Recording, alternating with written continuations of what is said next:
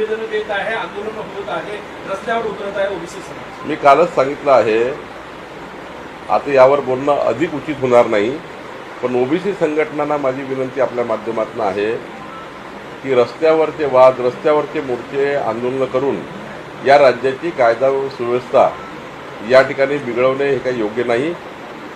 समाजामध्ये वाद निर्माण होणे योग्य नाही. ही महाराष्ट्राची संस्कार संस्कृती नाही.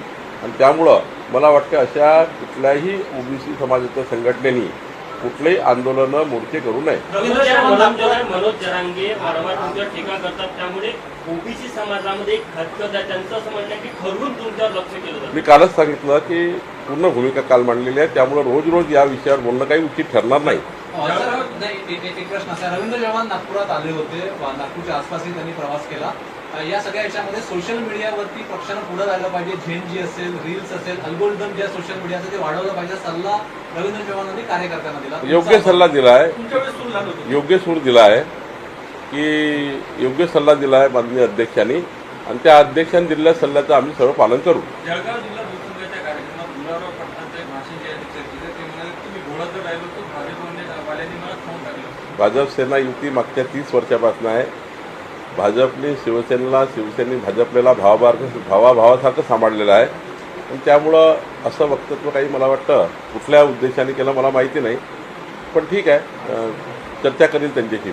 सर 10,000 फ्लॅट नागपूरमध्ये असे आहे की 10,000 पैकी काही फ्लॅट्स स्कीम अशी आहे जिथे एक मजला हा एसी रूम साठी बांधला आहे, काही ठिकाणी लिफ्टचं व्हायलेशन आहे. या 10,000 फ्लॅटची रजिस्ट्री होत नाही. तुम्ही आदेश दिले की 4 महिन्यामध्ये याचा निकाल कसा लागणार? 10,000 फ्लॅटची रजिस्ट्री कशी होणार?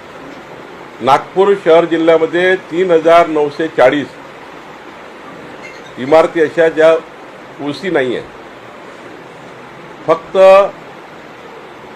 बिल्डर्सनी नकाशा मंजूर केला, पण नंतर मात्र सर्व नियमाचं उल्लंघन केलं.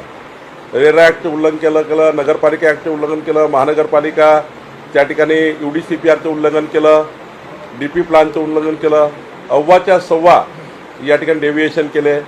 त्यामुळं माननीय नितीन गडकरी साहेबांनी बैठक घेतली, माननीय मुख्यमंत्र्यांशी माझी चर्चा झाली. पण मी या ठिकाणी आवर्जून सांगेल, ज्यांनी लोकाला फसवलं आहे त्यांना आम्ही सोडणार नाही. छोटे मोठे डेव्हिएशन असतील ते आम्ही दूर करू. आम्ही काही बिल्डरला त्रास देत नाही, पण याचा अर्थ नागपूरला उद्ध्वस्त करणे योग्य नाही.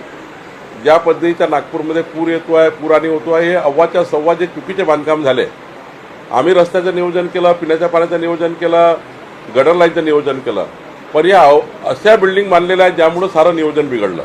आज नागपूरला पुराणी का होत आहे याचं कारण हेच आहे की त्या ठिकाणी अनाधिकृतपणे 4-4 हजार इमारती त्यात राहणारे कितीही फ्लॅटधारक ज्यांनी रजिस्ट्री करून घेतली आहे किंवा ज्यांची रजिस्ट्री झाली नाही आहे त्यांचं काय, नागपूरचं काय? नागपूरचं त्या ठिकाणी पूर्णच उद्ध्वस्त व्हायला निघाला आहे. आणि त्यामुळं असं काही चालणार नाही. नागपूरमध्ये या ठिकाणची अशी दादागिरी आम्ही खपवून देणार नाही. या ठिकाणी सर्व बिल्डरला माझी सूचना आहे, 3 महिन्याच्या आतमध्ये सर्व बिल्डरनी जे काही डेव्हिएशन केले असतील, जे काही चुका केल्या असतील त्या चुका दुरुस्त करा, ओसी घ्या, ऑक्युपन्सी सर्टिफिकेट घ्या आणि या ठिकाणी आपला रजिस्टर करा. यानंतर आम्ही कायदाही आणतो आहे की ॲग्रीमेंट टू सेल करताना केवळ 75% 80% रक्कम तुम्हाला घेता येईल, 20% पुन्हा त्या ठिकाणी अंतिम रजिस्ट्रीसाठी आम्ही बोलवू. आम्ही कायद्यात बदल करतो आहे, रजिस्ट्रेशन ॲक्टमध्ये बदल करतो आहे. रजिस्ट्री करून द्यायची, मग ते घर बांधलं की नाही बांधलं, फ्लॅट बांधला की नाही बांधला, हे काही योग्य नाही. या राज्यामध्ये असं चालणार नाही. ज्यांनी अनाधिकृत बांधकामं केले, ज्यांनी अवैध बिल्डिंग बांधल्या, एक तर त्या बिल्डिंगला त्या ठिकाणी आम्हाला निर्णय घ्यावा लागेल, नाहीतर या ठिकाणी बिल्डरवर कडक कारवाई करायला लागेल.